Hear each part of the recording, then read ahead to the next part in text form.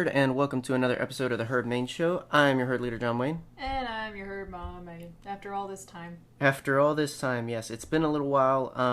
We, like many other creators, took some time off. It was very necessary for us and just for what's going on in the world.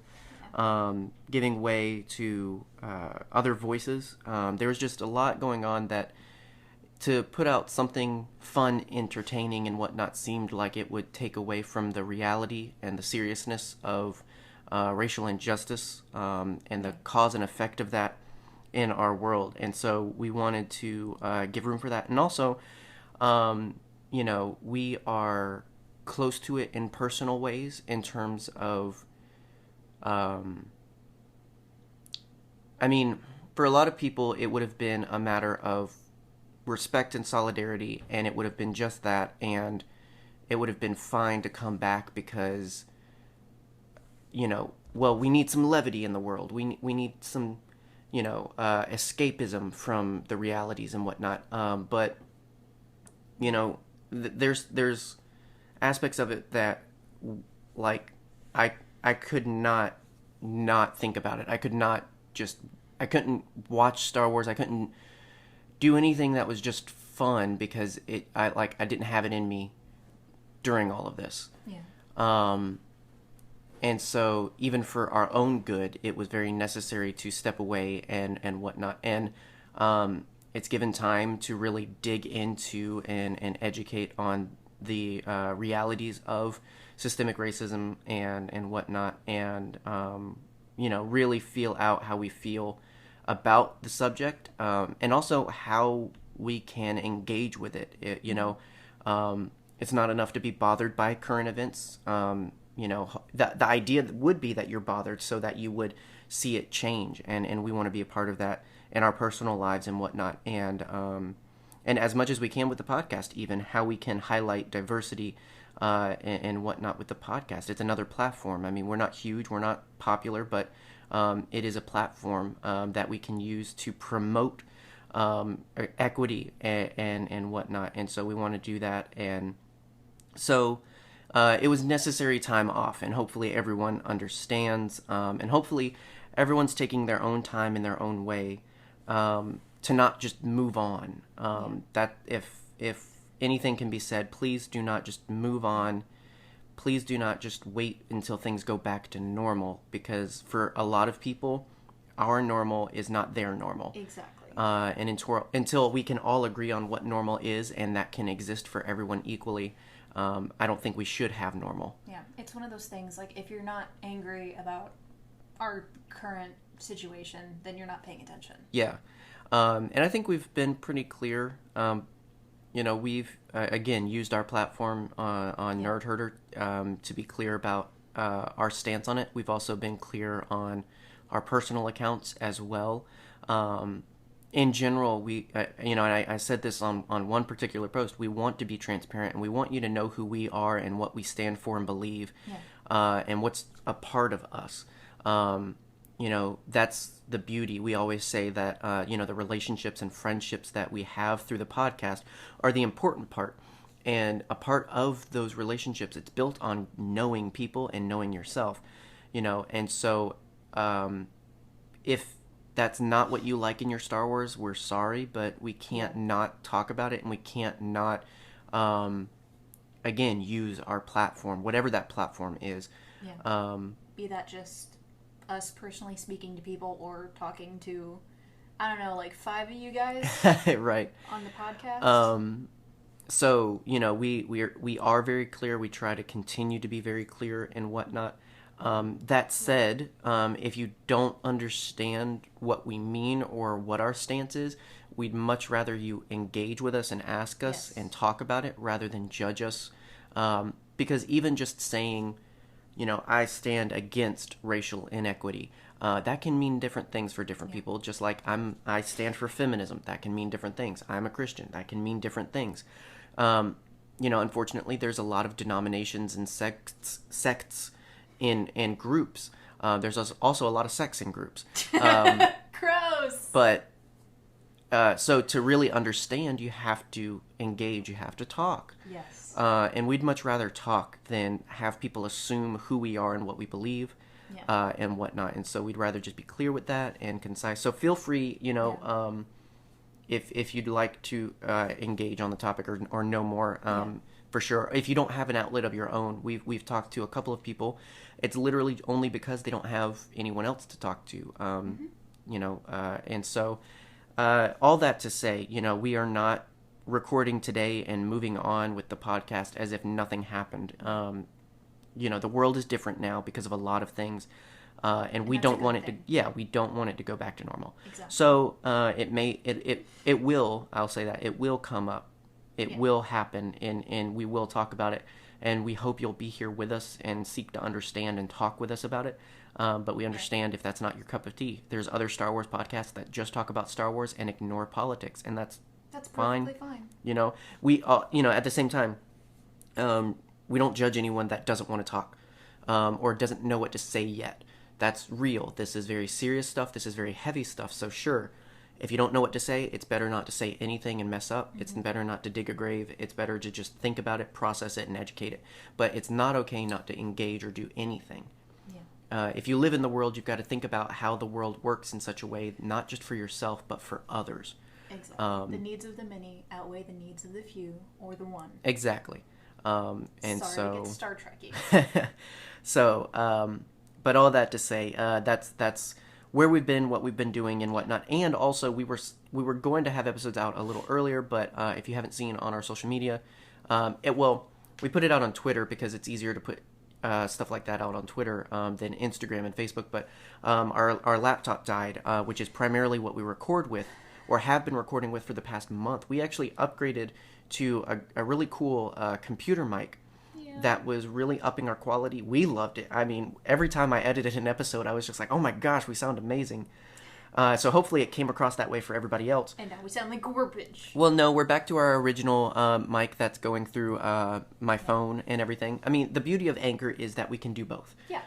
And so, we're very thankful that we have an alternative. If we depended completely on laptop-based equipment and software, we would be doomed. But thankfully, Anchor is our hosting site, and they're awesome. And just to say, I'm sure if you've listened a while, you've heard the ads several times. Thank you for putting up with those, because those do pay the bills. Just listening to the ads is a way of supporting us. You don't have to join Patreon, and you don't have to give direct gifts. Just listening to ads is a big deal. Yeah. And that's, again, another thing Anchor allows us to do. That's awesome, so we're very thankful for that. But that to say, we had to come back around to Plan B. We haven't recorded on mobile devices in so long that we had to reorient a little bit. So, but hopefully our laptop will be fixed soon.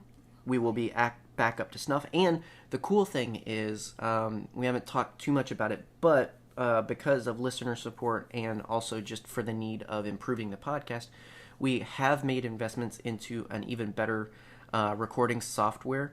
We'll still use Anchor, but we'll have a pre-mixer and better mics and just a whole bunch of stuff that we're excited to have soon. Yeah, we're going to be legit. Yeah. It's something we've been wanting to do for a while, and we finally made the jump on, and so we're very excited. It's going to be a little while before everything gets here and it's all set up and done, but that's just a teaser of, we are working to improve, and that's possible with our amazing Patreons. We did lose one recently, and that's understandable. Life circumstances change, the ability to support change. Commitment through Patreon is not guaranteed, and we totally understand that, but we are thankful for our patrons and their support, because that goes a long way. And again, for you guys to listen to the ads makes a huge deal. It's just a way that you can support in a small way. Yeah. But anyway, so that's the preface. That's the headliner of this episode. Yeah. Again, we'd be poor excuses of people if we did not acknowledge the realities going on, because Star Wars is escapism, and I have to shout out the Scarif Scuttlebutt podcast and the Red 5 Network podcast group, because they've put out a few episodes partnering with other podcasters, great podcasters like Force of Light and Pizza and Parsecs. They're putting out stuff that is amazing in that they tackle the reality of our current world situation through the lens of sci-fi, because I don't think people realize, or maybe they do and that's why they like it, but sci-fi is such a unique lens that constantly rubs up against social justice and social issues. Absolutely. So many examples, and Star Wars happens to be a timeless and amazing example, but it's not the only one. There's Star Trek episodes, there's absolutely. Dune. Yep. There's ba ba ba ba ba. It's escaping me at the moment. Well, It'll I can't come help back you. to me. It will. Random points in the podcast. I've read more sci-fi than you have. Wow, that's rude.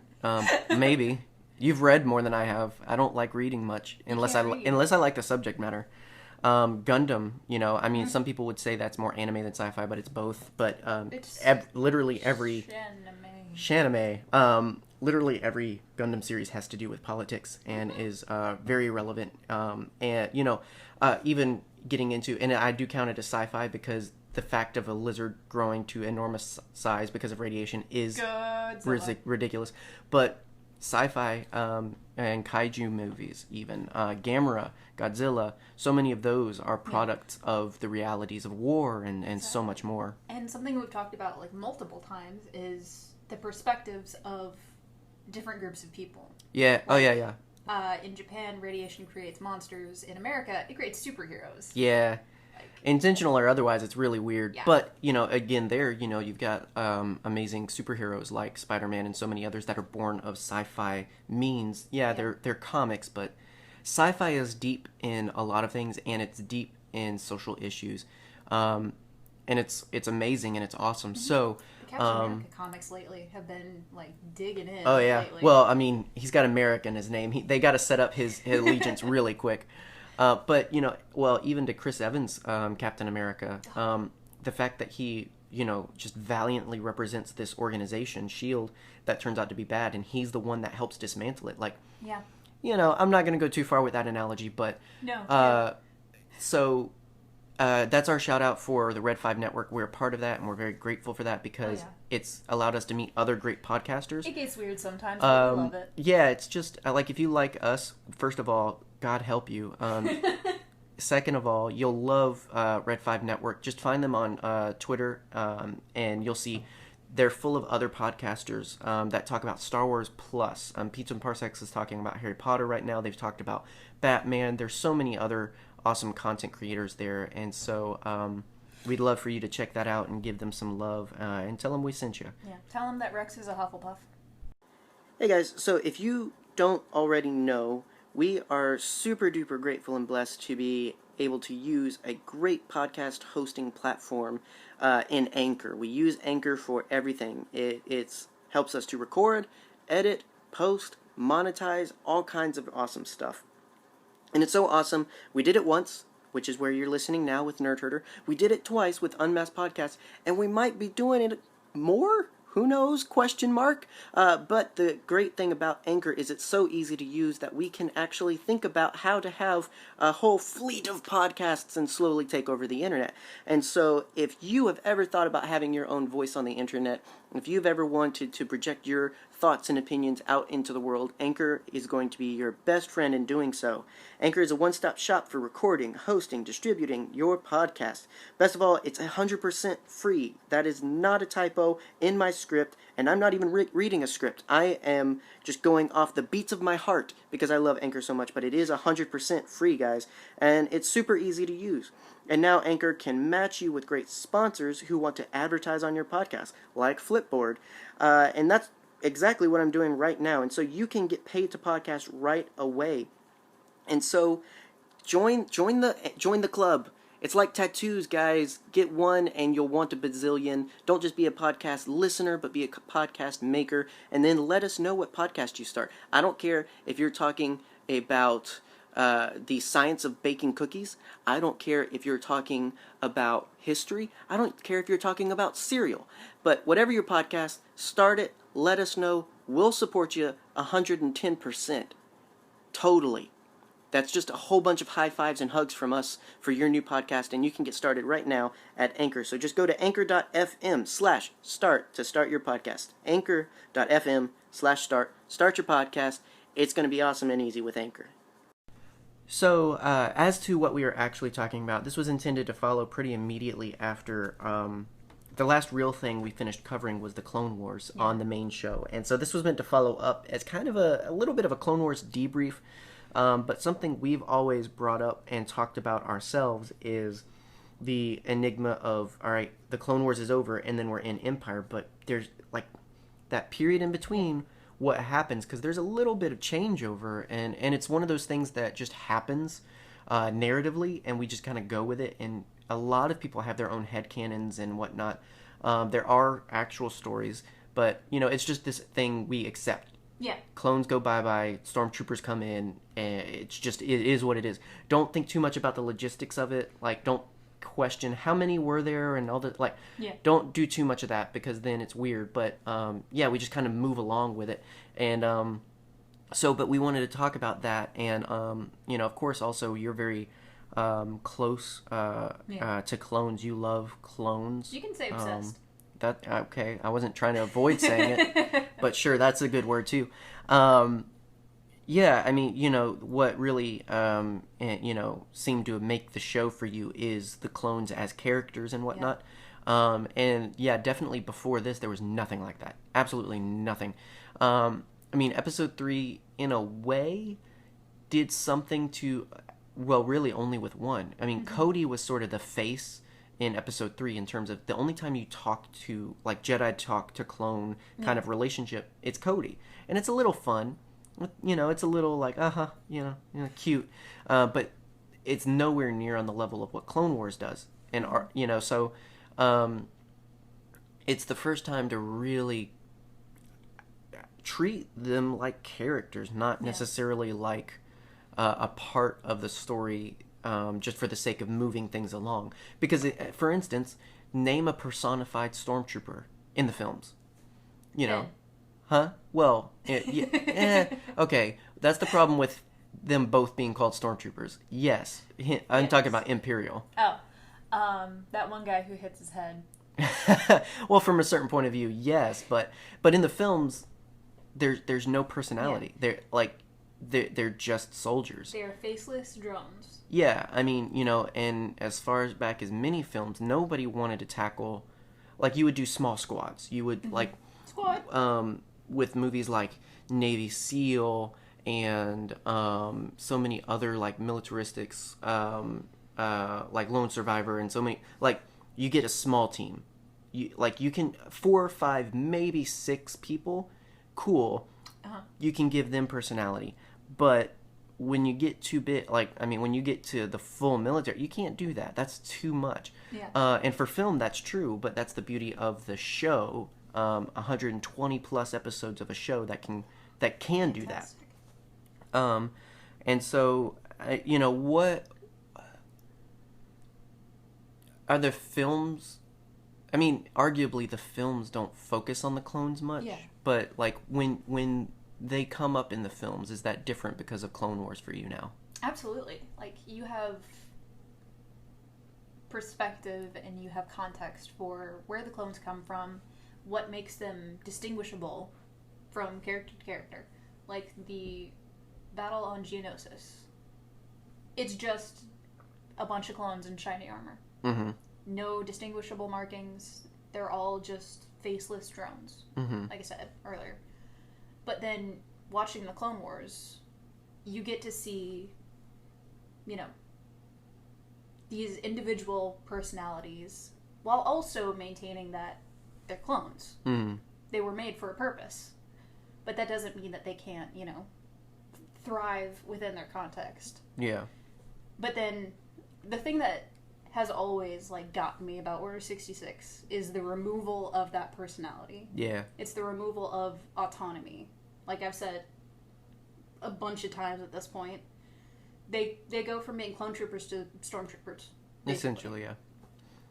And I think it adds so much to the tragedy of Order 66 when you watch the Clone Wars and you see relationships, like with Plo Koon and the Wolfpack. Yeah. Literally, Plo's bros. Yeah. Papa Plo. And you get to see the relationship between Cody and General Kenobi. Yeah. That you see a little bit of in episode 3, but Right. it's so much more fleshed out. And then you see the relationship between Rex and Anakin. Mm-hmm. And you get the hint of, like, they kind of match their Jedi. Yeah. As, you know, the relationship gets stronger. Mm-hmm. It's really interesting, and I think it just adds so much to, like I said, the tragedy of Order 66. Yeah. Well, and I think it's even an unplanned and unexpected quality. Once the clones get out there and get under the authority of Jedi, like, I don't think it was planned for them to have personality. I don't think it was planned for them to be people. I guess they always kind of knew that Order 66 would get the job done regardless of if they built a personality. But I guess that's one of the downfalls to clones versus droids, is droids will always follow orders, they'll always do as told, and they won't, they won't get caught up with, is this right, is this wrong? They won't necessarily make brash decisions based on feelings, like, they're programmed, which arguably, yes, clones are to a point, but they are human, so you can only program them so much. But eventually they get programmed by their environment and their leader. Yeah. So, I guess they knew it wouldn't be a problem, but I have to believe they didn't necessarily account for how much that would affect the clones. Oh, yeah. And I almost wonder if that's even built into the reasoning behind eventually kind of working them out of the system, is this idea but I mean, I guess not, because they just replace them with people, which would create the same problem in terms of, decision making and whatnot. So even that doesn't necessarily make sense. So I guess there's not really a reason for that to be considered in the process of elimination of the clones eventually. But, even still, I feel like it had to be... Well, I mean, maybe because they were built and programmed to be so loyal to the Republic, maybe that also had a part to play in, well, we can't have them, because they're very staunch Republic. I mean, you still... even Rex and Wolf and Gregor, who survive later on, like, even they're that way later on. They're still loyal to the Republic, even when it doesn't exist anymore. Yeah, I mean, Wolf goes as far as to report when he sees Jedi to the Empire, because I guess still some of that loyalty left over, even though... Well, I think he's an example of, like, if more clones were like him, they would have probably kept him, but by and large, I think a lot of them saw the Republic as different from the Empire. So, it's one of those things where, like, I think because, I mean, on the front lines, the Republic you serve on the front lines is different than the Republic you serve on Coruscant. They're two different entities in a way. Just like I believe a lot of maybe soldiers of the U.S. Army would feel that way. Like, serving the government versus serving the nation as a soldier are two different things. Like, they play out differently, they feel differently. And so... And we all know a fox. Right. Yeah. So, like, I feel like there was two different types of clones by the time... Like, when they... Definitely. If you looked over who you had when it's all said and done, you'd have one and the other. And it's just like, well, do we keep one, get rid of the other, and so forth and so on. I mean, ultimately, though, you had to make a decision based on, okay, what serves the scheme of the Empire more? Yeah, and if you can't tell, Piglet feels very strongly about the clones. Yeah, I mean, there's nothing we can do about it. Yeah, she has an opinion. If you want it to stop, give to Patreon. What? I mean, cat. Yeah. So they don't really go into detail. We don't know too much about the process of clones and how they are made, more than like the science of test tube babies. By and large, they don't even make it clear. Actually, they go against the idea that the Kaminoans are the only ones that can do this, or that this is new. It's likely that they're just the best in their field. Yeah, well, because, when Dex is talking about them to Obi-Wan in Attack of the Clones when they're first discovered, it's the idea of they're cloners. Okay, first of all, him saying that insinuates, well, okay, that's not surprising. Yeah. Like, Obi-Wan doesn't have a moment of, like, oh, clones? What? Like, copies of... Like, no, he knows what that means. It's like, to the point where you see I think they're called the decraniated in Dryden Voss's spaceship. Like that... I don't know why I call it a spaceship. Everything's in space in Star Wars. In Dryden Voss's yacht. Yes. Let's call it that. It's commonplace, at least through Scum and Villainy. Oh, yeah. So it's, I am interested, like, what is the market of clones there, though? Like, are human clones common? It's just Palpatine. Let's be real. Right. It's only Palpatine. It's just interesting, okay, how do clones and cloning fit in the rest of the scheme? Because, not in the scheme, not in the Palpatine scheme, but, like, in the greater galaxy, like, what is it used for? How is it used? How often? Is it regulated? Because, like, the way it's mentioned in almost every time the Clone Wars or the concept of clones is mentioned, it's just so casual of like, oh yeah, your dad fought in the Clone Wars. The what now? Right. Like, it's so, like, well, yeah, of course. Like, he's a farmer. Well, in the end, well, I don't even think it was that. I think it was more the surprise of, like, wait, that was a galactic conflict. Why would you be fighting the Clone Wars? But, like, it makes sense post Clone Wars why cloning would be a little bit more out of step, because more than likely this politically started a lot of conversations about clones. Cloning probably never mattered until, wait, you cloned an army? And in Legends, it made even more sense why cloning kind of went away, because the Separatists had a clone army in Legends. It was much smaller. It was maybe only a few hundred, but there was a whole planetary battle fought clone versus clone. It was Nikto clones. It was really cool. It was a really interesting part of the Clone Wars story. I grew up with the original Dark Horse comics for Clone Wars. Like, that was, if I wanted something outside of the movies, it was Dark Horse comics. They had the license then. And, that's where we get Kukruk. Kukruk's actually fighting in this battle alongside Quinlan Voss, Ashered Het. Ashered being the, Tusken Jedi, who later becomes a whole nother Sith Lord. Oppo Rancisis fights in this and dies. Oppo Rancisis, I just never want to talk about him.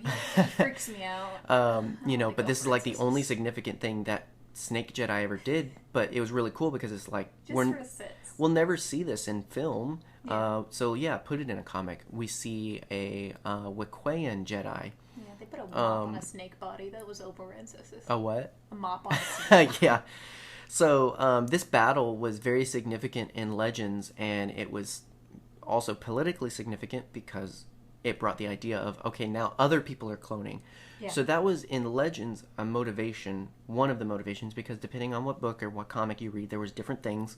But that was one of the more sensible motivations. Okay, we can't have clones anymore. If everybody can clone their own dang army, we can't do that. Like, we've got to stop it. Yeah. And then Palpatine was like, I'll get rid of this. Don't worry about it. And just... Yeah, well, he would have been Emperor, when he took care of it. But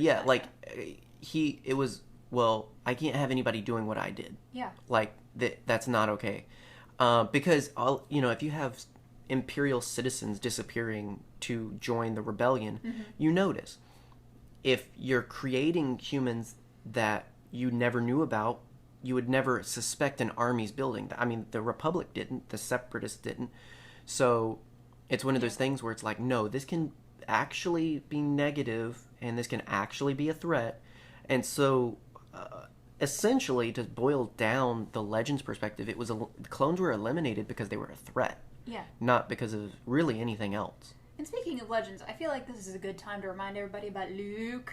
Yes. Luke. Clone Luke. Clone Luke. But of course it would be the guy who kind of in the most significant way, used cloning that would keep the technology for himself. Like, he did get rid of it on the open market, but of course he kept his own. Yeah. You know, it's like having your 3D printer. It's just like, yeah, these toys are gone. Like, this brand ended, but I can still make my own. Exactly.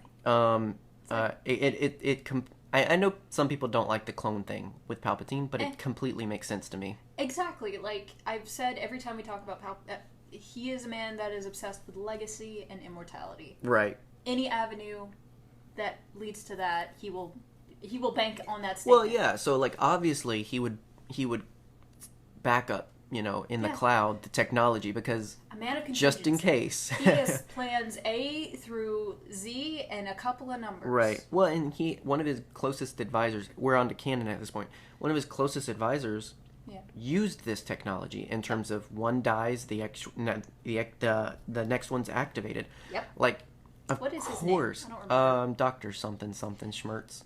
Yeah. He was an annoying character, and Vader killed him. But he had a whale spaceship. He did have a whale spaceship. That was dope. But it goes to show, of course, Palpatine's thinking about these things. Of course, he would have this technology and so forth and so on. So, while we don't exactly know where clones entirely came from, we don't exactly know entirely where they go. I mean, where they come from is a little bit easier because obviously, you know, you take the genetic template. What's harder about clones is how do you make sure it works?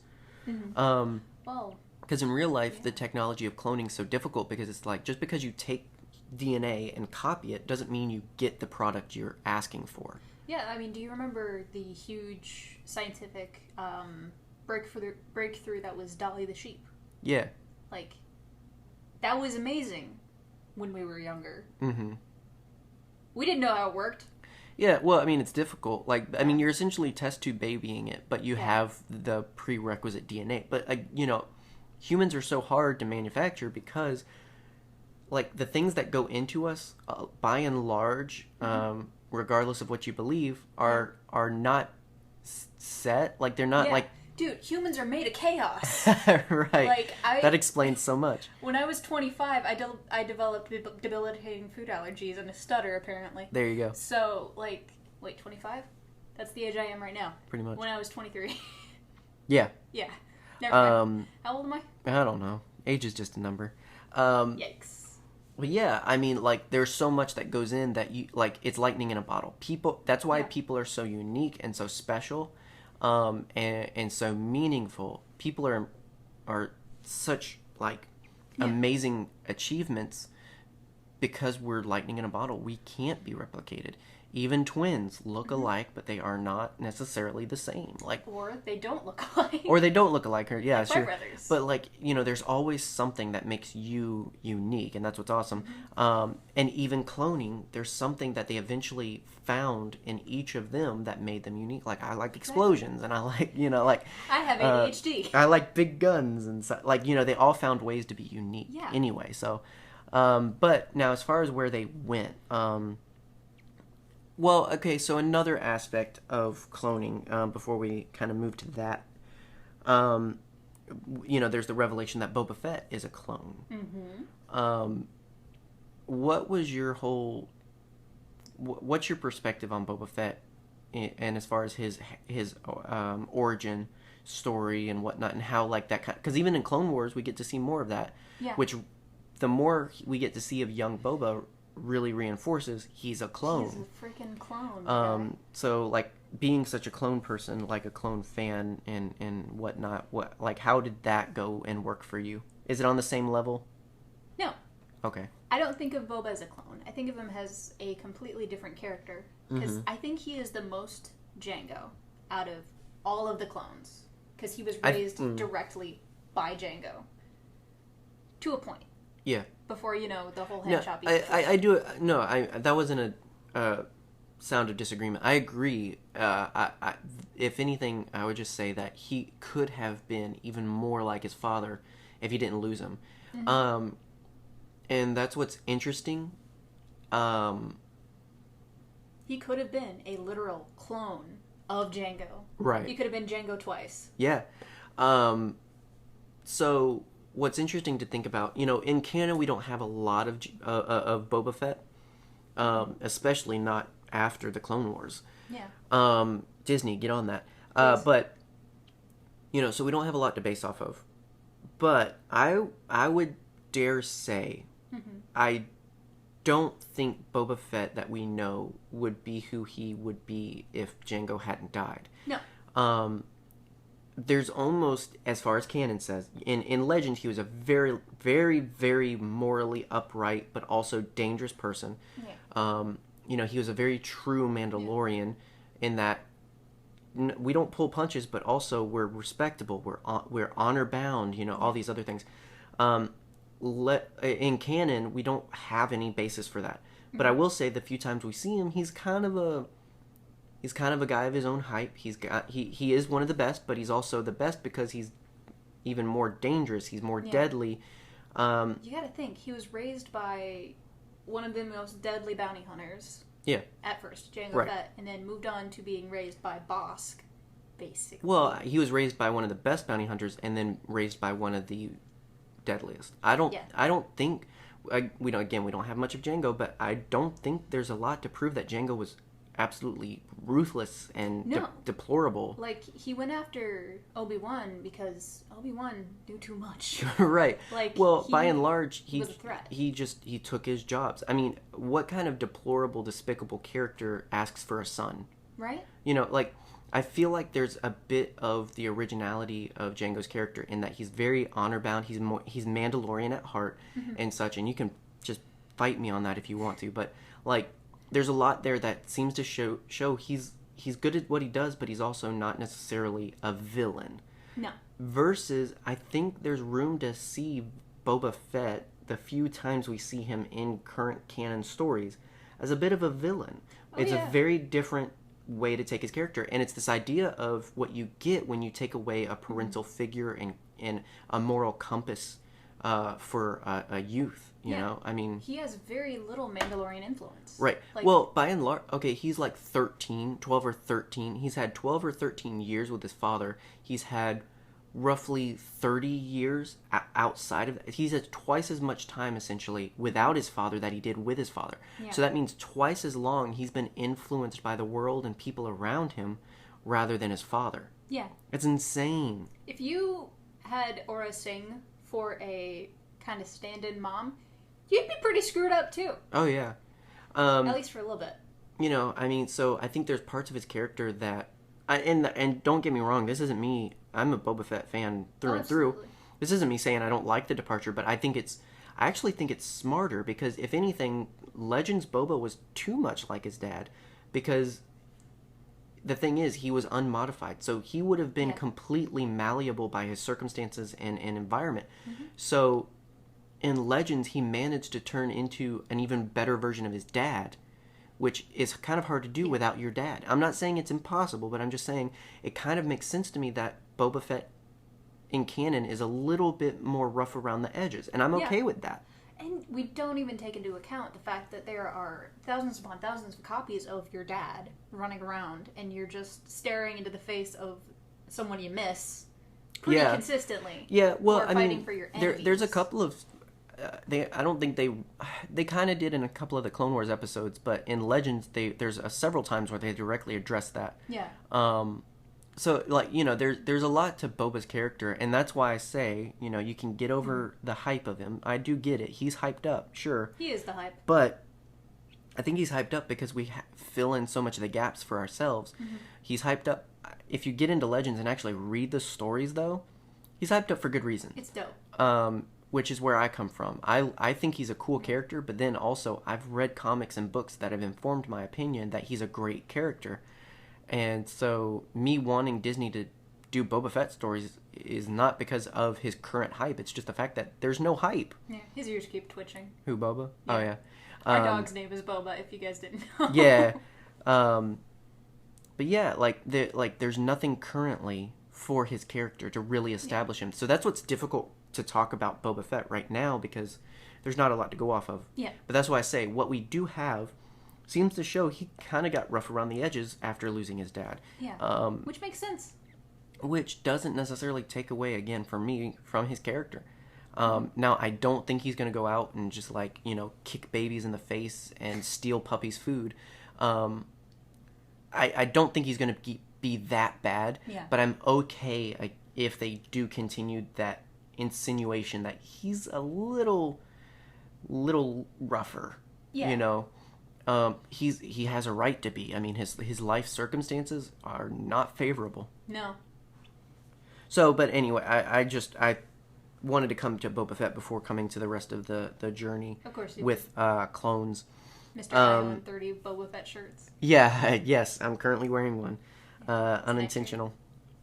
So, a part of what we wanted to talk about here, or what I wanted to kind of talk about is, again, there's not exactly like a well-known reason why we go from clones to stormtroopers, or are the stormtroopers clone troopers, and all of this other stuff. Yeah. We're going to talk mostly just from canon, because I kind of prefer to do that just so it's very clear of what we're talking about is clearly true to what exists. If you don't like it, that's fine. That means Legends is out there. But, you know, I just like to keep it consistent that you can, if you hear it on our show, it's canon. Otherwise, I like to very strongly warn you what Legends is. What? Nothing, just like, I want to warn you about Legends. Well, I don't want people to get confused, and the worst thing I hate is when people are like, no, this is true, and it's like, it's actually from a Legends story. Oh, trust me, working in a bookstore, when I try to make recommendations for people, I'm talking to a child, and the parent will say, oh, that's not real Star Wars. Right. Friend. Well, you know, yeah, it's not from a point of real or not, or right or wrong, or better or worse. It's just from the perspective of, you know, it's from the perspective of a clean understanding. Yes. This is canon. This means that in the greater narrative that Disney Star Wars is trying to tell, this is true, so that you're not confused when it comes to, wait, hang on, I like this story, but isn't that guy already dead? Mm-hmm. Well, you know, there's some disconnect, and so, like, it's all to cut out confusion more than anything. I love both. Again, the reason I love Boba Fett is because of Legends. And I've also referenced other stories just in the same episode. Yeah. I love that are Legends. So, by the way, you can get those Dark Horse Legends comics through Comixology. They're in there on collections, and they're great and worth reading. Also read the plot. And Oh, yeah. Yes. So many things. And everything else from Michael Morrissey. So, in looking up, all right, what does canon say about clones and where they went, where they go, and all that good stuff? Yeah. I found a little bit, some of which is very interesting and whatnot. So it actually didn't take them long to start addressing what to do with the clones, as far as reinventing the Empire and the Imperial Army and whatnot. Mm-hmm. It is confirmed that the last batch of completed clones became the final batch of clones, but the first batch of stormtroopers. So the first stormtroopers were clone troopers, purely. Now, it specifically says completed, so it's really interesting to think about. That means they were done. They're adults. They're ready for battle. They're babies. No, they're 10. There's actual babies, and I don't want to talk about what happens to them because it's insinuated. I don't either. Let's remind everyone the Empire is bad. The Empire is very bad. So, but it was ended. The Camino operations were ended pretty quickly, and again, we can kind of get into some conjecture. There's not any. In canon, there's not set stuff. There's a lot of reasoning given in Legends for why it makes sense to end clones. In canon, it really just seems... So, in canon, the reason referenced most often comes down to the New Order. Mm-hmm. The New Order is a part of this huge... So, if you're not clear, they really play up in the Empire in canon. They're very politically involved. There's a lot of decision making that comes down to politics. You know, there's this whole plot in the Dr. Aphra comics that deal with Imperial propaganda and the way things are filmed and doctored footage and all of this other stuff. You know, how they had power through perception. That's part of the New Order. The New Order was this whole thing about how we get people to believe in and support and what good citizens are. Very Nazi regime kind of stuff and everything. Like if you're German, if you're idealized, this is what you do and this is what you believe and this is what you support. Exactly. Not that that's actually real, but that's what was perpetuated during real war. And being that the empire is based off of Nazis and whatnot, it makes sense. Yeah, to go even deeper, there were Nazis that didn't even know what the war was doing to people. Well, I mean, we see that play out in Solo. We see that in that. What are we doing here? Like, his question, like, and what we're the invaders, right? Like, what happens to questioners? They're imprisoned, eaten, or dead. Yeah. Like, so how many people do you think Chewie's eaten? None. I don't have the official source, but I'm pretty sure it was well stated he doesn't do that. He does kill them, though, probably. Dope. But the New Order has to do with all of this. They do so, and a part of it was, all right, we need to make sure people understand what good citizens are. Yeah. And they didn't want a citizenry that is completely benefited from the government. They wanted people that were involved in the government in a way, which means what's due diligence that most citizens can do? They can sign up. Yeah. They can join the ranks. They can do something they can work for the government. Yeah. How can they do that if there's a bunch of clones in the way?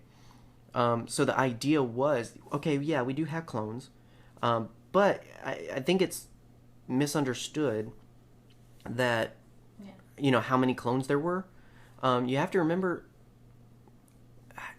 they weren't exactly losing, but they weren't exactly winning the Clone Wars. The reason the Clone Wars ended wasn't because the Republic had better numbers or better tactics. It's because Palpatine said, okay, we're done with that. Yeah, I mean, he basically took out the other players. So, even though they did have the clones, and then they did have the last batches, which would... Last Batch, that would be a good name for a show. Or a book series, something like that. Right. They did not necessarily have enough to take over the galaxy, which by the time of the original trilogy, that's what we see. We see an empire that has control over everything. So they had to say, hey, good citizens support their government. Good citizens support their empire. Join in. Be a part of it. Create peace. Yeah. What? Yeah. Any government has the potential to be corrupt. So that's the problem with completely trusting in the fallacy of a world order. Boom. Anyway. So it's this idea of, you're a good citizen if you give back to the system. Yeah. And I mean, that existed during the drafts of both the World War, Vietnam, all of these things where it's just like, you are not American, you are not a good citizen if you do not sign up, if you don't do something. That's also why those wars were so bloody and difficult. Right. And look at the Imperial War. That's why so many stormtroopers are so bad at being stormtroopers. That's why the death toll is huge. Is because you've got farmers, you've got tax collectors, you've got teachers. Improper training. As well as, people who are not made for war. Right. Well, exactly. Well, that's the thing, is you're getting everybody from, the farm boy to, the retiree. You're getting a lot of people from a lot of different influences, a lot of which can't just jump into war and be good guys. And so, like, they don't have the Call of Duty shooter man training that we do. So, but anyway, so that's by and large where we start to see the draft come through that mixes the ranks. So we have clones and we have citizens. And eventually this was turned into the Stormtrooper Corps. Fun fact, before the Stormtrooper Corps, there was the Imperial Army. Really? The Imperial Army is what we see in Solo. So what he was an Imperial Army soldier. He was not a Stormtrooper. And so it's really interesting, and that's the significance of, okay, well, why is their armor different? Why did they look... Well, because for a long time, that's what soldiers looked like. Stormtrooper armor wasn't a part of it for the first... Initially, essentially.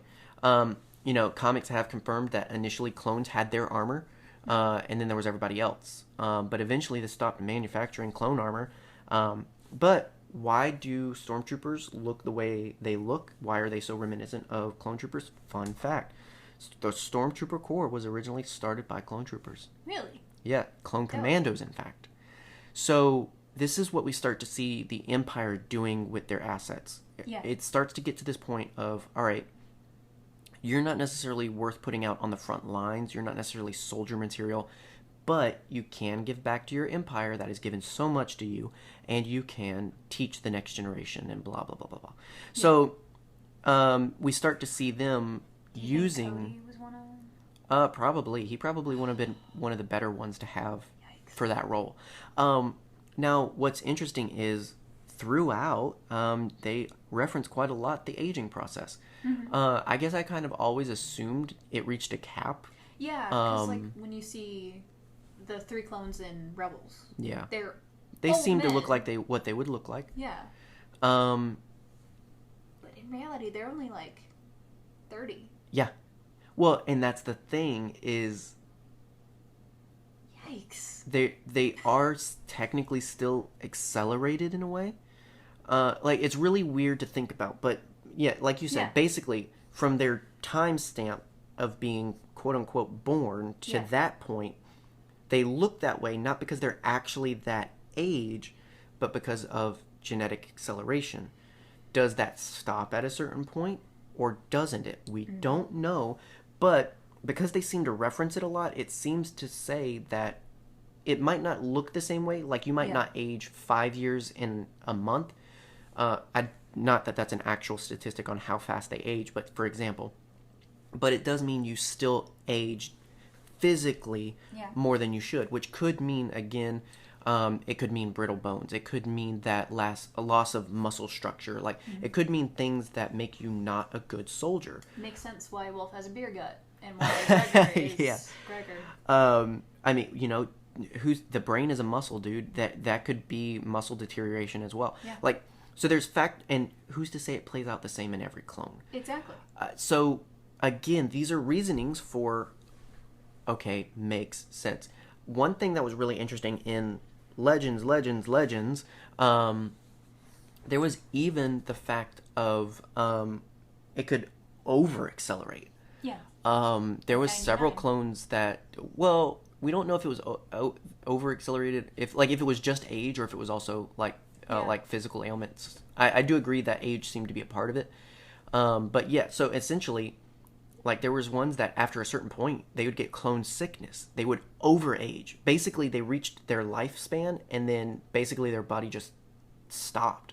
Yeah. It stopped working, it stopped producing, and it just died. Oh, could you imagine an entire group of clones just dropping all at once? Right. Well, oh my gosh, that would be a good story, though. That's the last batch. That would be a really interesting way for, like, a final battle. Yeah. Like, a soldier that dies of his own body shutting down, not of being killed. You know, like, his enemies don't get the satisfaction of killing him because he just dies. Like, that's just, like, I like stories like that end in just like, oh my gosh, I'm sobbing. People are done. Yeah, apparently. So anyway, so in Legends, again, there's a really interesting way that they tackle that aspect very directly. It's again, in canon it's insinuated, but in Legends, no, directly, they age to the point of death at a certain point. Like, even Boba at some point had to deal with his genetic makeup kind of devolving. Like, he had to find, like, he went on drugs basically to solve the problem of, wait, I'm not entirely human, and certain things are going wrong with my body, and so he would self-medicate to tend to that. But drugs aren't the answer.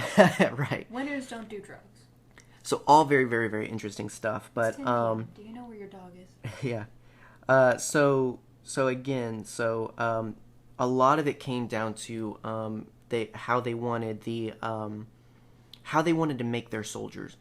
You know, and we referenced this before in terms of there was a lot of Republic loyalty that could have been problematic to Imperial loyalty, and so they wanted malleable people that saw the Empire as heroes.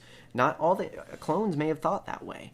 So, you know, there was a mix-up in terms of how there was a lot of reasoning for why they wanted stormtroopers rather than clone troopers, and why it was the smart way to go. Also, I don't know that they have addressed it in canon, but I know for a fact in Legends there was even biological warfare for clones.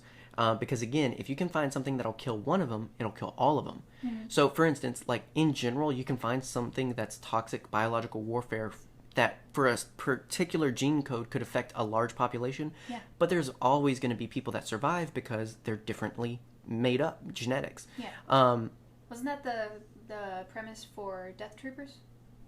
The book, not the actual Death Troopers. I think so, possibly. Yeah, because I know it was biowarfare because they were manufacturing a virus to kill large groups of people. But then, but then to resurrect them. I don't know that the zombie was. I don't think it was. I think it was intentional. I thought it was intentional. We might need to check it out. But do yourself a favor, read Death Troopers. Yeah, apparently we interpreted it differently, but I interpreted it as I was intentional. That would make sense because you have people who saw the Geonosians and how they resurrected their So, I mean, dead. it could have completely worked. Ooh, that makes sense. So, but all that to say, again, in Legends, that was another interesting aspect is if you learned to kill one, you could kill en masse clones. Yeah. Versus normal people where, I mean, you're not going to get it right entirely. Yeah. I mean, an effective way is to like put a self-destruct chip in their brain. Well, that's the thing. You can also go into the code and mess up the future generations. I mean, because imagine, yeah, you might have 2 million now, but if the next 2 million are corrupted, what are you going to do? Well, I think that's where the story of Fives, or not Fives. Which one was it? For Pete's sake. Echo? Echo. No. Help me. What are you talking about? What was the first clone whose chip malfunctioned and he killed the Jedi? I don't remember his name. Was it Tup? Yes, it was Tup. It was a 501st. Yeah. I think it was Tup. Wait, no. Hang on. Wait. Wait, was it Kix? I think it was Kix because Kix is because they froze him. Yes. Oh my gosh, that's right. Yeah, because technically he's not dead. He's not dead yet. He's not dead. He's still alive as of episode 7. Excuse me? We'll talk about that. You better hope we do. Yeah, so we'll talk about that. About that. Yeah, so stuff like that, things can degrade. Like there's no, even with clones, there's a lot of benefits, but there's no 100% guarantee on what you're gonna get. That was the saddest arc of the Clone Wars. Oh, it was tough. It was rough. Like, because I lost my baby boy Fives, and then it just, you get Rex having a freaking mental breakdown for a few minutes. Right. So one of the smart things that's referenced in the Battlefront Twilight Company book, which I do highly recommend people check out. It's really good. I'll take your word for it. It's a really good military book. And it addresses the fact that clones were primarily used to go after separatist holdouts. Yeah. Because again, just because the bad guys in charge of things are gone doesn't mean the whole system's done. It was actually really smart to do that because they knew the enemy of the separatists. Mm-hmm. Why set them against normal people, or why put them on police duty when you can just have them technically continue to fight the war they've already fought? That makes sense. You know what I mean? So that was really interesting. So that's another, okay, so clones would have specifically been used for that. Fun fact also, part of the last batch of clones, their manufacturing was shifted in a way to make them uniquely and overtly anti-Jedi. This is where we get the Purge Troopers that come out in the Darth Vader comics and in Jedi Fallen Order.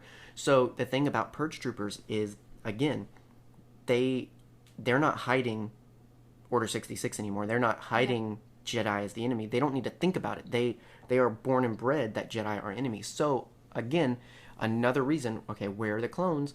A lot of them are with the Inquisitors and the Sith, who are still actively hunting Jedi, because who better to have with you than those that are much more bred for battle than trained for battle. Yeah.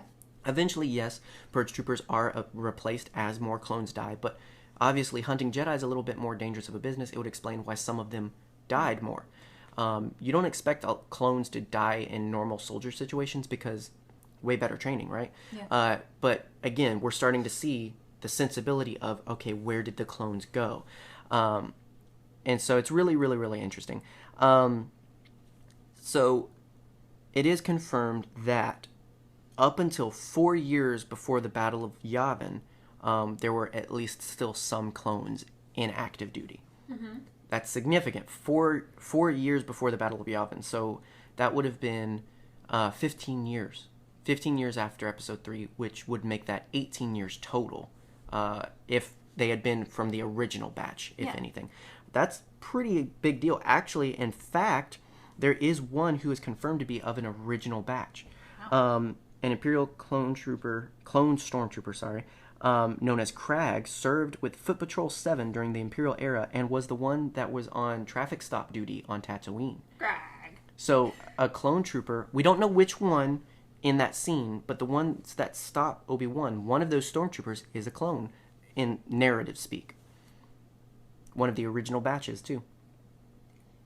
Do you think that's why it was so easy for Obi-Wan to mind trick? If anything, it does. I hope he's the one he mind tricked. I don't believe he is, only because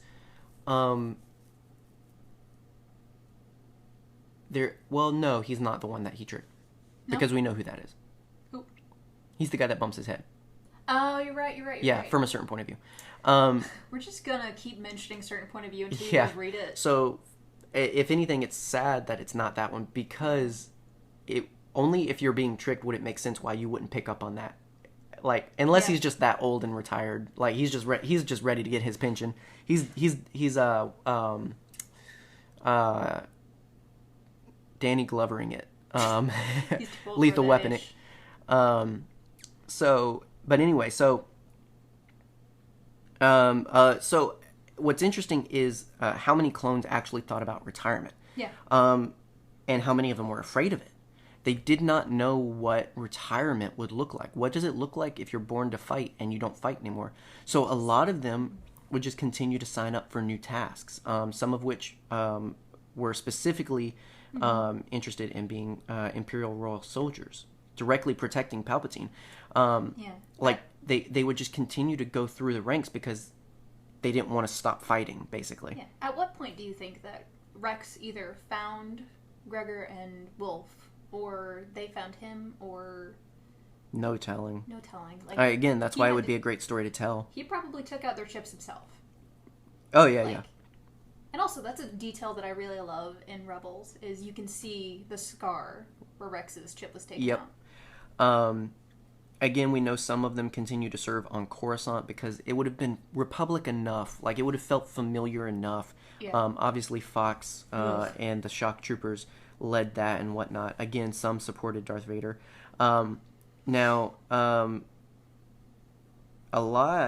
There's a couple of references throughout that reference, like phased out of service, decommissioned. A lot of things. Decommissioned. Yeah, I'm like, because Those are air quotes. here's the thing. Even though, yes, we just talked about clones thinking about retirement Yeah. and whatnot. Technically, they're property. Actually. Technically, they are not human. In the narrative speak, obviously, we disagree with that because we love clones and their characters and they're awesome. Yeah. But the reality that in the story, technically, once they reach the end of service, they don't have to let them retire. Yeah. We've talked about that before, is what if the Republic, well, if the Jedi had won the war, what would happen to I think it would have clones? been definitely different. But Yeah. They would probably have been forced into some kind of other service. yeah, well, I think that's the only way they would have actively retired. I think that's the They only would have way become- they would have had life. Yeah. They would have After become war. the actual peacekeepers, while the Jedi did whatever the heck Right. they did. Yeah, the only hope for real retirement, I really believe, for your average clone would have been during the Jedi era, like if they had won the war. During the Imperial era, basically, if they reached an end of benefit, I mean, they would have had complete reason to be like, well, we just don't want them running around, so, Yeah. which is just like horrible to think about, man. Mm-hmm. So we already mentioned Crag, but there's also another one. Crest was another clone. He actually had brush-ins with the likes of Kanan and Jarrus. Really? Yeah. So during pre-Rebels era, he was serving alongside and on the ship that Ray Sloan was currently in charge of. And so these are run-ins that, like, it's really interesting and significant. But they specifically want to point out there were still clones around. But it was not commonplace. So effectively, by the time of Episode 4, clones are no longer the majority. If there are any, they are no longer the majority. The longest living clone, not Kix, because technically he's missing time, but Rex. He made it to the Battle of Endor. Yes. He is confirmed to have been there. So he's the longest living clone. And which makes sense. And I honestly think just because of his own willpower and determination is why he's still alive. Like, he has a little bit too much of Anakin in him. He's like, I ain't gonna die. What are you talking about? Right, he's just too determined. He is too determined. Yeah. And so, so it's really interesting to dig in. But if anything, it highlights the need for more stories within that realm. Yeah. I know I am one who, in general, when a new sort of original trilogy era story comes out, I'm one that I'm just like, it better be good. It's a lot of storytelling already in that era. Yeah, so if I want to get excited, I need to see something very new, very groundbreaking.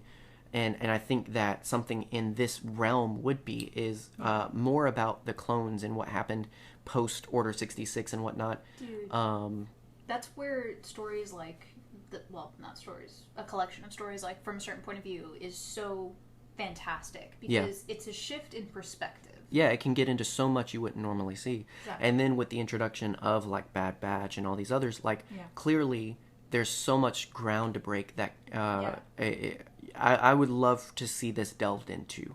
Mm-hmm. We're starting to get to a point where it's got to be really unique to dig into any original trilogy stories. Yeah. I'm not saying there's not room to grow, but there's only specific stories left to tell, in my opinion. Yeah. That wouldn't be completely drying out, the market. But all that to say, I definitely think it's a very interesting topic, a very interesting realm of possibilities, for sure. So I honestly hope we don't have to wait 40 years for a Phantom Menace from a certain point of view. Well, no, I just think we have to wait for an anniversary. I don't think we'd wait 40 years. I mean, if anything, I think they're just trying to get through the original trilogy. 25 years? Possibly. I mean, I just want it in general, but I mean, right? The original trilogy, they're so, back to back. It makes sense. It makes more sense. They've already done episode 4, do 5, 6, and then go 1, 2, 3, and then go 7, 8, 9. Because in charge of planning Yoda was. I think the need for anthology stories is so big because that's how you discover what else can we do. Yeah. Tell short stories. Exactly. In Halo, several of the stories they eventually got into started as short stories, and they realized, dang, people really liked that. Yeah. Okay, let's make a series about it. And I think that's the way to go in general. Of if you want to find out what people are interested in hearing more about, do anthology. Get 40 people to tell 40 amazing stories and see what people love. And while you're waiting for the next batch of certain point of view stories, there's a backlog. There's Tales from Jabba's Palace. There's Tales from the Bounty Hunter. That are all legends. Know what I'm so hype about IG-88. Yeah. Read Tales from the Bounty Hunter. Well, the story I'm talking about with Kix, where we are confirmed that he's alive, is from the episode 7 anthology. Mm-hmm. It's a short one. It's like 6 or 7 stories, but it's very on the nose of the Legends books that you mentioned, the Tales of series. So. Yeah, and then we're getting a Clone Wars anthology very soon, I believe in August. Some stories are new, some are retellings, but that's the beauty of anthologies is you can take a different perspective. So, lots of good stuff coming out that I think will break grounds, and I really do hope eventually we do get into these stories. I think with Star Wars, we have the benefit of being a part of a fandom and franchise that it's always about a matter of time. It's not a no on anything, in my opinion. Yeah. Nothing gets a solid no. I think it's always just a matter of time. Yeah, waiting for the right author, the right story, the right time. Exactly. And it's a matter of retooling what didn't work in the past. And, Yeah. So, that's the majority of what we have right now as far as this subject, where they came from, where they went, and all this other stuff. So, hopefully you found that interesting. It was something, again, we were very interested in, and I enjoyed researching for. We are continuing with Clone Wars. Next main show, we're talking about the other Clone Wars stories. These are stories like, if you haven't seen, we're going through Dark Disciple, the other story reels that weren't confirmed, the Son of Dathomir comics. So these are all stories that would have been in future Clone Wars episodes that are real, but they're not the show. And so, but they're real to us, dang it. And so we're going to talk about them. So look forward to that. I mean, more Clone Wars, never a bad thing. We've already shouted it out, but please do check out the Red 5 Network on their social medias, especially Twitter. Great group of people, and if you need more podcasts to listen to, check them out. And again, it's not just Star Wars. We all love Star Wars in that group, but there's so much more. So if you want to kind of mix up the game a little bit, sure, check it out. It's awesome. Also, if you're a creator of any kind, be sure to check out our other partner network, GI Friends. Our friend Jesse, he manages that, and it's all about promoting and sharing content creators, cosplay, gamers, podcasters, artists. If you create stuff, it will help get your stuff out there and get you a community of support and encouragement. So those two groups, please go give them some love, check them out. If anything, again, just go follow them for the fact of getting connected to other great content. Thank you to our patrons. Thank you to Jim, Rebecca, and Doug. We greatly appreciate you. Thank you to everybody that listens to the ads to support us. And thank you for being patient. Again, both in the fact that there's just things going on in the world that are more important than Star Wars sometimes. But again, would encourage everyone to not shy away from the realities going on. Don't cover it up with Star Wars. Don't cover it up with hobbies and distractions. Get educated, get involved, get into what's going on in the world, because we can't afford any longer to ignore what's going on and the people that are facing injustice and unfairness and inequality and inequity. There are peoples whose lives are completely unshoveled and thrown asunder because of things they have no choice over. And it's not fair, it's not right, and we cannot let that be the reality. That should not be the way things are.